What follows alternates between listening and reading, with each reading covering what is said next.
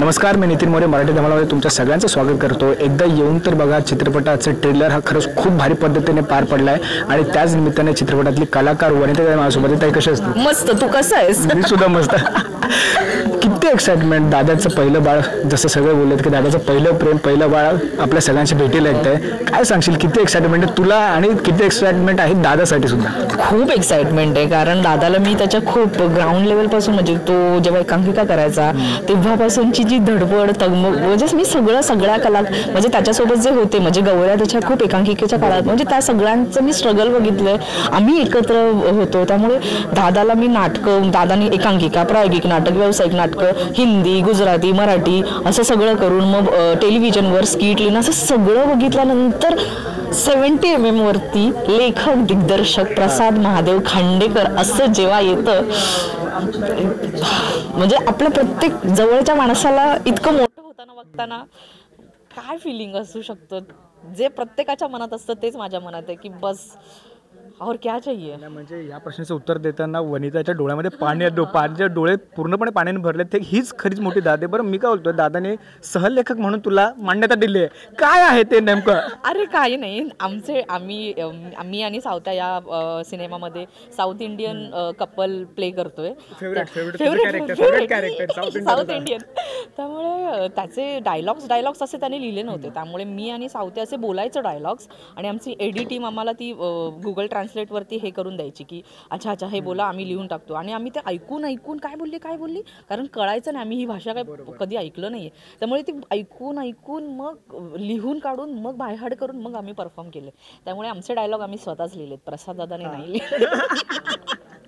नाही, दादाला पण मी एक प्रश्न विचारला की जेव्हा एखादा व्यक्ती दिग्दर्शक म्हणून काम करतो असतो, तोच लेखक पण असतो, तोच कलाकार सुद्धा असतो, काय वाटत होतं तुला जेव्हा सीन सुरू होते आणि दादा कॅमेऱ्याच्या मागे होता?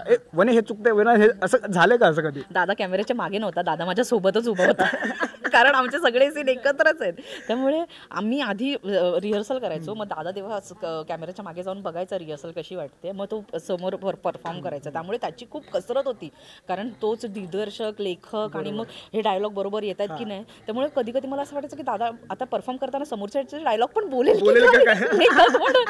पण असं झालेलं नाहीये, कारण तो जेव्हा ऍक्टर म्हणून परफॉर्म करत होता तेव्हा तो प्रॉपर ऍक्टर व्हायचा, मग कॅमेऱ्याच्या मागे त्याचं वेगळं मला कसं केलं, आम्हाला फक्त ऍक्टर म्हणून काम करताना इतकं प्रेशर येतं। सो हॅट्स ऑफ आहे, कमाल आहे, काय वेगळंच टॅलेंट आहे। बरं, माली नाटकामध्ये, नाटक असू दे, सगळ्या ह्याच्यामध्ये दादाने तर उत्तम काम केलंच आहे, तुझ्यासोबत असलेल्या सावत्याने सुद्धा तेवढंच दमदार काम केलंय, पण सावत्याला मिस करतेस का? आज तो का येऊ शकला नाही यार? हो, मी सावत्याला खूप मिस करते, किंवा सावत्या पण हे सगळे प्रमोशन ऍक्टिव्हिटीज मिस करतोय, पण तो एका नव्या प्रोजेक्ट भारी ऐकायला येणार आहे, पण आता निमित्त तो बाहेर आहे, तुम्ही लवकरच त्याला भेटाल सुद्धा, त्या गोष्टीसाठी ती वेगळी गोष्ट आहे, पण म्हणून तो नाही आहे, त्यामुळे आम्ही त्याला खूप मिस करतोय, पण तो लवकरच जॉईन होणार आहे आम्हाला। नक्की।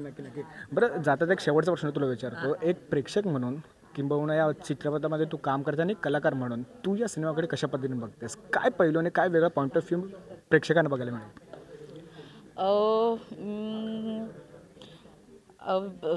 बॉलिवूडमध्ये जसे प्रियदर्शन सरांचे जसे मूवी असतात की टाइमपास, हसा आणि उगाचचे विनोद, असंही नाही, सिच्युएशनल गोष्टी घडत गेल्या आणि त्याच्यातनं होणाऱ्या ते पिक्चर बघताना जशी आपल्याला मज्जा येते, मला असं वाटतं की हा सिनेमा बघताना सुद्धा प्रेक्षकांना तोच एक फील येणार आहे, किंवा तेवढीच मज्जा येणार आहे। त्यामुळे आत्ताच ट्रेलर लॉन्च झाला आणि आम्ही खूप हसलोय, त्यामुळे पिक्चर बघतानाही तुमचं काय होणार आहे मला प्रश्न पडतोय, त्यामुळे 8 डिसेंबरला चित्रपटगृहात एकदाच नका, खूप वेळा येऊन बघा आणि नक्की कळवा। रिटर्न तर जाणार नाही, नक्कीच आहे। येस, नाही, खरंच खूप भारी वाटतं, तुर्तास मी थांबतो।